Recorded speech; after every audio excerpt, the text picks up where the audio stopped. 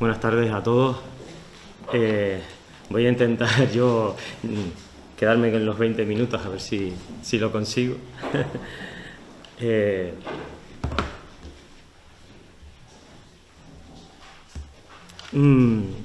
Gaspar de Quevedo. No sé si muchos de ustedes lo conocerán, pintor del siglo XVII. Desde mi punto de vista, he tenido la oportunidad de estudiarlo, el mejor pintor de esa época en Canarias, también el más interesante, el que obtuvo una formación diferente al resto de sus compañeros.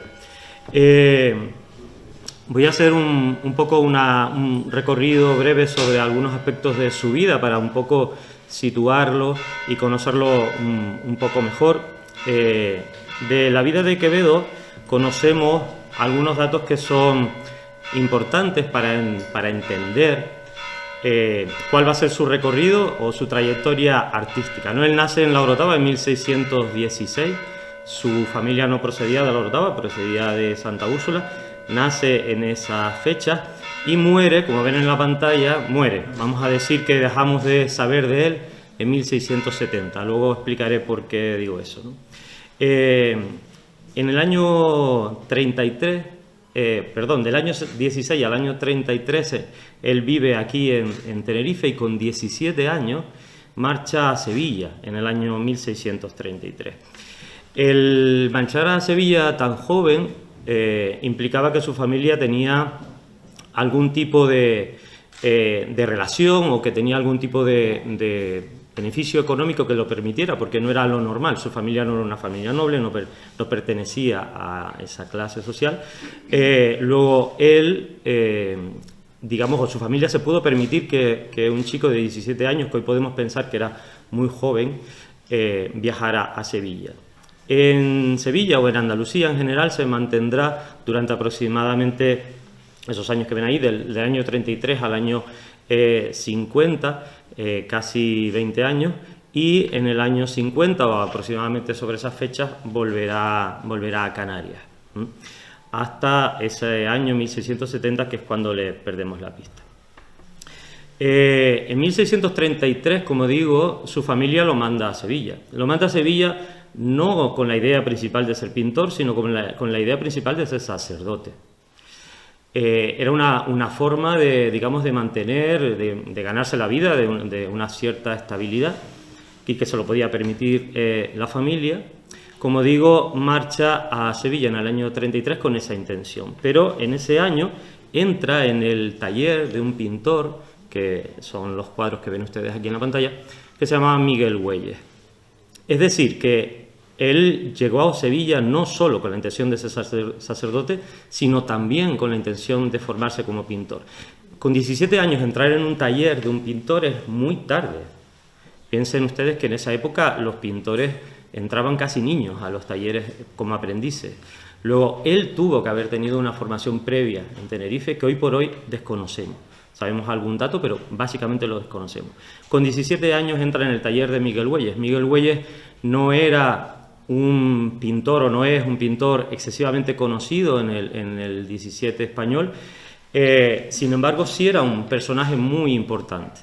Es un pintor en el que se conocen muchos datos, pero muy poca obra. Miguel Güelles sí tenía una característica principal y que favorecerá muchísimo a Gaspar de Quevedo. Él era veedor del gremio de pintores de Sevilla. ¿Qué quiere decir eso? Que él era una especie de supervisor que controlaba lo que se hacía bien y lo que no se hacía bien. Todo esto estaba muy marcado. Hoy desde nuestra perspectiva resulta difícil de entender, pero en esa época todo estaba muy reglado y la pintura tenía que reglarse o tenía que seguir unas normas y unas reglas de decoro, de formas de representar, sobre todo porque es pintura religiosa, y Miguel Güelles se encargaba de todo eso. ¿Qué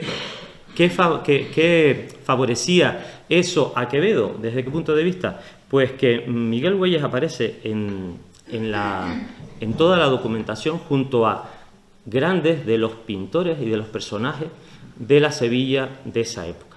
Quevedo es el espacio amarillo. Quevedo en Andalucía. Güelles es el pequeñito verde. Pero si ven todo el resto de autores que aparecen ahí, desde Francisco Pacheco, Herrera el Viejo, Juan del Castillo, Zurbarán, Murillo, Cano, es decir, todos esos personajes viven en la misma época, o mejor dicho, Gaspar de Quevedo convive en la misma época con esos pintores, no con todos evidentemente, Cano o Velázquez se fueron muy pronto de Sevilla, pero el resto sí. Y si no los conoce, sí ve su obra. Lo que pasa es que yo siempre he defendido que Quevedo tuvo que conocerlos por Miguel Güelles, por estar en el taller de Miguel Güelles. Es decir, él tuvo que haber tenido algún tipo de relación con todos estos pintores. Estamos hablando de Zurbarán o de Murillo. Si se fijan en esta lista, Quevedo arriba llega a Sevilla con 17 años y fíjense en el penúltimo, Murillo tiene 16. Ellos solo se llevan un año de diferencia. Hay un personaje en medio, Juan del Castillo, un pintor muy importante, muy interesante, que se ha recuperado en los últimos años, que está considerado como el maestro de Murillo, y si analizamos la pintura de Quevedo, tiene mucho de Juan del Castillo. No sabemos hasta qué punto Quevedo tuvo relación con Juan del Castillo, incluso con Murillo, pero sí es evidente que digamos desde el punto de vista formal, desde el punto de vista estético, desde cómo compone sus cuadros, sí la tiene. También la tiene de Zurbarán, también la tiene de Pacheco en algunas cosas, incluso de Juan de Roelas, que es un pintor que ya estaba muerto cuando Quevedo llega a Sevilla, pero que el influjo de Roelas era enorme todavía en esa época. En esos años que Quevedo está en Andalucía, del año 33 hasta el año 1650, él tiene una serie de producción de la cual hoy desconocemos todo, por no decir, sí, todo, prácticamente todo, ¿no? Solo la primera Inmaculada que ven en la primera de todas es la única obra atribuida a él que se conserva en Sevilla. Todas las demás son de aquí, de Canarias. ¿Por qué desconocemos toda esa faceta de Quevedo en su etapa andaluza?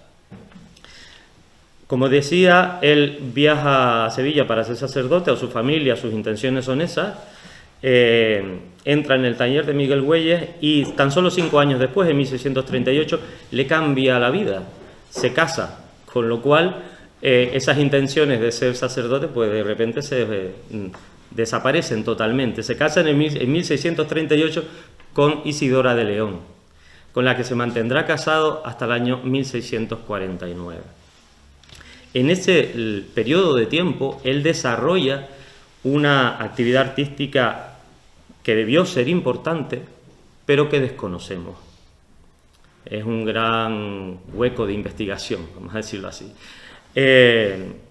Cuando regresa a Tenerife hacia el año 1650, él dice en uno de sus documentos que es capaz de vivir de su pintura. Eso quiere decir que en su etapa sevillana o en su etapa andaluza, porque no solo se circunscribe a Sevilla, él, o bien solo, o bien en talleres, o bien con otros pintores, es capaz de tener una trayectoria artística suficientemente potente como para vivir de ella, cosa no frecuente en esta época, salvo en los personajes que eran más grandes. Decía que se mantuvo casado hasta el año 1649 porque en ese año se produce uno de los aspectos que probablemente más afectaron a su vida. En ese año Sevilla tiene la famosa epidemia de peste, que merma la población entre el tercio y la mitad de la población de Sevilla, y una de las que fallece es su mujer. En ese instante él decide regresar a Tenerife, probablemente porque ya Sevilla no era la Sevilla de gran comercio de los primeros años del 17, y segundo por la situación epidémica y personal de haber perdido a su esposa.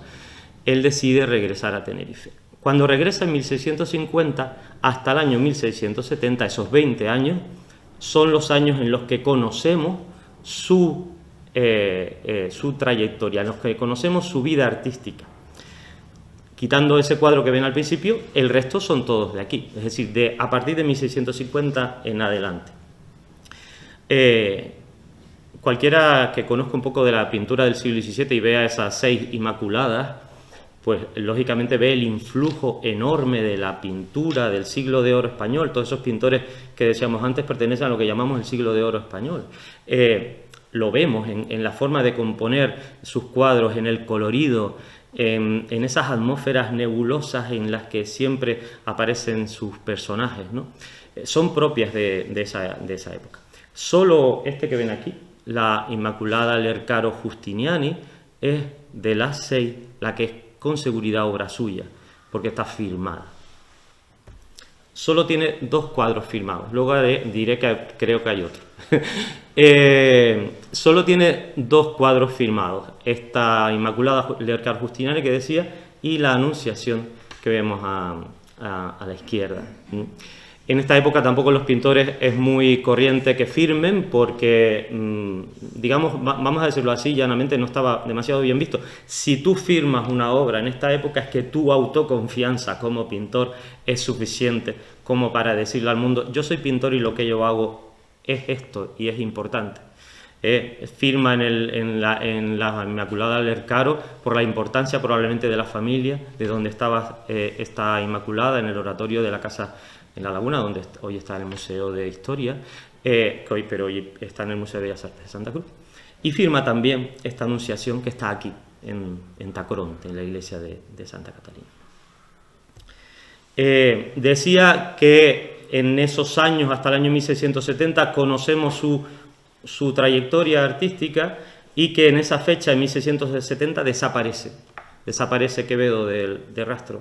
No hay partida de defunción, no se sabe dónde terminó sus vidas, por eso esos puntos suspensivos. En la parroquia de la Orotava, de la Concepción de la Orotava, en el libro de ánimas de la cofradía, el libro de la Cofradía de Ánimas, aparece esta anotación, donde dice que él fue capellán, porque no lo he dicho, él regresa a Tenerife y decide retomar su carrera sacerdotal, que la había dejado atrás, y llega a tener un grado, lo ven arriba, el que sepa paleografía, dice arriba licenciado Gaspar de Quevedo, llega a tener el grado de licenciado, es decir, no era un simple cura, era alguien más, tenía una cierta formación que le permitía tener conocimiento de que otras personas, incluso otros pintores, a los que no tenían acceso.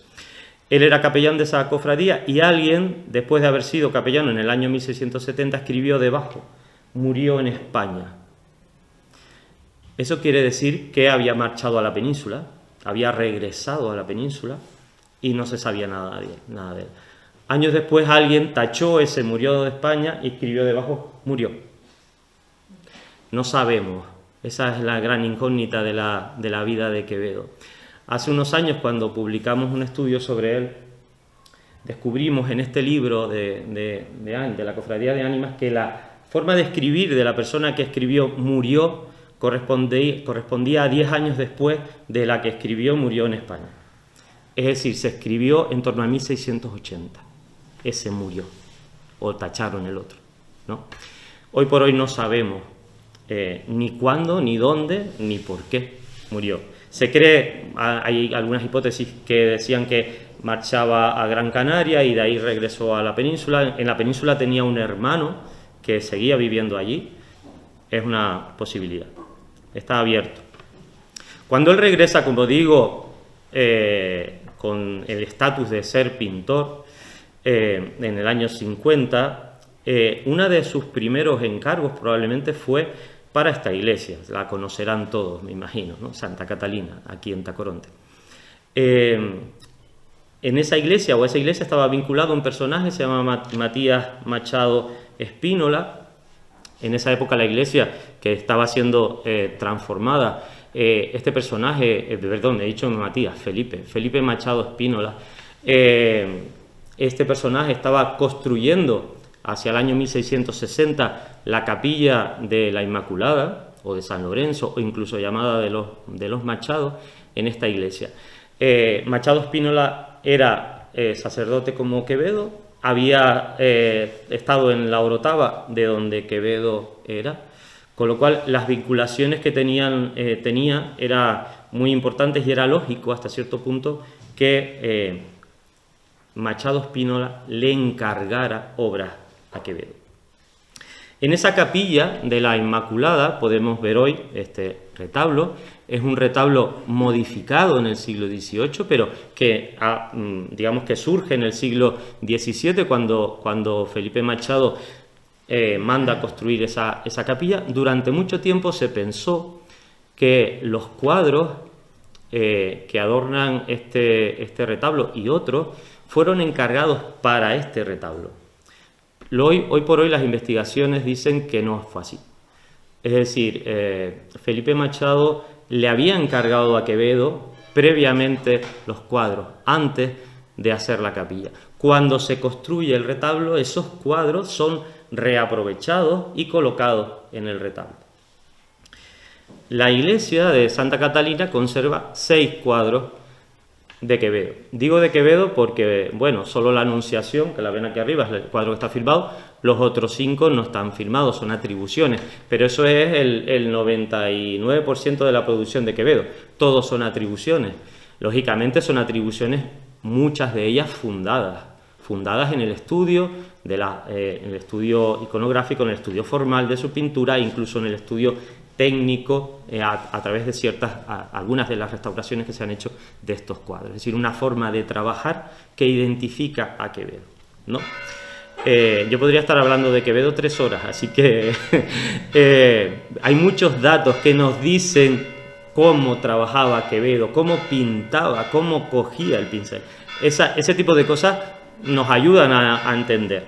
Como ven, de esos 6 cuadros, solo 2 hoy por hoy están en el propio retablo. El resto de pinturas están repartidas por distintos lugares de la iglesia de Santa Catalina.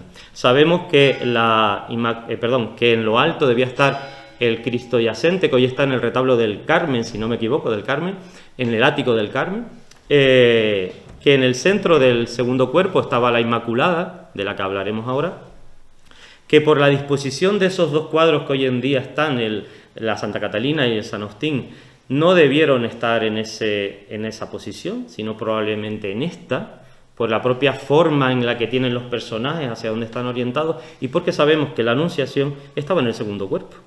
Y si no, tendríamos que quitar algún cuadro para colocar este. El último, El sueño de San José, un cuadro atribuido a Quevedo, aunque con ciertas dudas, estaría en el otro lugar del primer cuerpo. Es decir, esa sería la idea de retablo que tuvo Felipe Machado cuando encarga esa capilla. Es posible que alguno de los cuadros lo encargara en ese momento, sobre todo el último, pero el resto ya los tenía en su casa, probablemente. Cuando se modifica el retablo, esos cuadros cambian de lugar, incluso en esa capilla había otros cuadros que veremos ahora. Bueno, si vamos al cuadro principal de ese retablo, aunque no esté en él hoy en día, está Inmaculada con Felipe Machado Spínola. Vemos al que encarga los cuadros representados, ¿no? Esto es muy habitual en esta época, es una forma además que no está mirando a nosotros, está diciendo yo soy el personaje suficientemente importante como para aparecer junto a la Virgen en la advocación de la Inmaculada, ¿no? Quevedo ya había visto esto, es decir, cuando Quevedo pinta este cuadro aquí, ya ha visto esta composición, la ha visto en Francisco Pacheco, que es este cuadro, o este otro, también de él. Es decir, los personajes aparecen abajo, con ese libro en la mano. La Inmaculada varía, en las formas de la Inmaculada, sí que coincide siempre en la forma de poner las manos. Quevedo hace Inmaculadas parecidas a esta, pero tiende luego más hacia la que ven a la izquierda y luego tenderá más hacia lo que identificamos como Inmaculada de Murillo, curiosamente, ¿no? Luego tenderá hacia. Pero si se fijan en la parte de abajo del cuadro de la Catedral de Sevilla, lo que ven debajo es Sevilla, con la Torre del Oro, que es lo que hace Quevedo en el cuadro de Santa Catalina. Colocar a Sevilla, donde él se había formado, en la parte de abajo de ese cuadro. Esas son sus referencias ¿no? Él llega con eso en la cabeza. Quevedo no solo pinta a Felipe Machado, pinta a otros miembros de la familia Machado. Muchos de estos cuadros estuvieron hasta hace poco en la Casa Machado de la Orotava, hoy en día no están ahí. Los tres primeros de arriba, el grande y los dos de arriba, son todos de la misma familia, están en bastante pésimas condiciones. Uno de ellos parece estar firmado por Quevedo. Él crea un prototipo que la sociedad de aquella época ve, les gusta, y Alonso de Nava y Grimón, que es un cuadro que lo relacionamos con él hace unos años, lo pinta de la misma manera. Nos habla San Agustín, que está en el retablo, nos habla de las formas de trabajar de Quevedo y de los pintores de la época, es decir, ellos se inspiran en imágenes, en modelos iconográficos. Como hoy que vivimos en una sociedad tremendamente influida por la imagen, vivimos en una sociedad muy, muy influida por la imagen, pero él, en aquel momento, los pintores lo que hacen es tomar esas referencias para poder crear ellos sus propias imágenes, ¿no? Hoy nos puede parecer, desde nuestro punto de vista, es que no tenía suficiente imaginación o creación para él crear un personaje. Lo hacen, pero parten siempre normalmente de grabados, de estampas, de libros, a las que sin duda Quevedo tenía muchísimo acceso por su formación. Aquí es evidente, ¿no? El San Agustín está tomado de ese grabado de Peter de Bayeux. O en la Anunciación que veíamos, que está en la capilla de la Inmaculada, donde se ven las características de la pintura de Quevedo, el color, esa forma nebulosa, esos personajes dulces, incluso cuando pinta un crucificado lo pinta dulce, no es un pintor del sufrimiento para nada, pero que toma elementos de los pintores que ha visto, como Juan del Castillo, que les decía antes. Fíjense en la cesta de la ropa o en donde coloca las flores.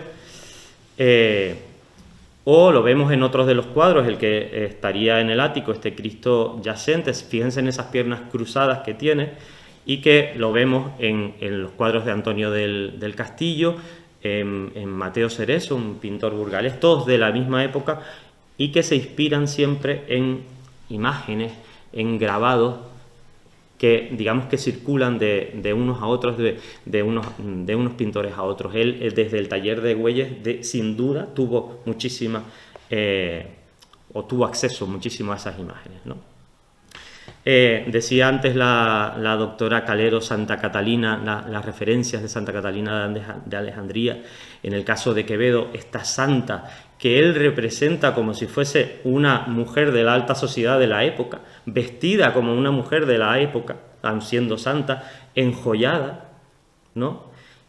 Con esa actitud de está tranquila, pero con la mano nos señala lo que tiene debajo del pie, ¿no? Toda iconografía de su martirio, la rueca y demás, ¿no? Y la pinta como estas santas de Zurbarán, que son santas porque sabemos que ellos son, pero no porque veamos que son la típica imagen de una santa. Son señoras de la alta sociedad andaluza pintadas como santas, con sus ropas de lujo. Pues lo mismo hace con Santa Catalina, que es probablemente su cuadro de santo mejor. Todo esto lo podemos ver no solo en los cuadros de Tacoronte, con esto acabo, sino en otras obras de Gaspar de Quevedo. Son muchísimas obras, ¿no? Este cuadro que estudiamos hace unos años, la oración en el huerto, que se conserva en el Museo de Arte Sacro de la Parroquia de la Concepción de la Orotava, muy deteriorado pues, por otras circunstancias que no vienen al caso, pero que nos hablan de la forma de trabajar del pintor, de la forma de trabajar de Zurbarán, que ven ustedes allá, de la forma de trabajar de Murillo, que ven abajo. Es decir, no estoy diciendo que Quevedo copia a uno o a otro, ¿no? O que ellos tuvieran relación con él. No, es que todos beben de lo mismo. Todos beben de la misma iconografía, de la misma forma de pintar. Lo vemos incluso en este cuadro que nos sirve para acabar, esta adoración de los pastores que perteneció a la familia Osuna en La Laguna. No es su mejor cuadro, desde luego, pero sí nos sirve para entender cómo trabaja Quevedo. Hace esa composición a partir de composiciones que él ha visto, ¿vale? Esto es Zurbarán, del año 38, el año que se casa con Isidora de León, ¿no? Muchos han dicho, investigadores, que Quevedo es un pintor, como otros muchos canarios, que trabaja un poco a destiempo, y no es verdad. Quevedo convive y tiene referencias coetáneas a él. Su pintura tiene referencias de su misma época, no anteriores, ¿no? Zurbarán ven esos ángeles músicos, esos angelitos en lo alto, ¿no? La cesta de huevos la ven en los dos cuadros. A Juan del Castillo, de nuevo, ven ese personaje que lleva el cordero al hombro detrás, que él repite en este cuadro. Vemos una referencia todavía más clara en el grabado que ven de Christine Van de Pas, que él toma literalmente para hacer la escena de los pastores detrás. Es la misma composición. O en este dibujo de Herrera el Viejo, donde vemos el personaje arrodillado en primer término, o esos angelitos revoloteando de fondo. Es decir, tiene todas las mismas referencias de la época. Si nos centramos en esta, él usa mucho a este grabador magnífico, Bolsward, que trabajaba para Rubens. Él toma ese angelito de Bolsward para su angelito en la adoración de los pastores. Es más, después lo reutiliza en el que está considerado su último cuadro, el cuadro de ánimas de la encarnación de la Victoria. Ahí lo ven, lo copia literalmente de Bolsward, ¿no? Es una forma de entender la pintura de Quevedo, este cuadro magnífico con ese ángel o ese arcángel magnífico que vemos también en otras pinturas suyas, ese color, esa atmósfera, esa textura y esa dulzura de los personajes que son propias de Quevedo y que podemos ver en los 6 cuadros que tenemos afortunadamente en Santa Catalina. Muchas gracias.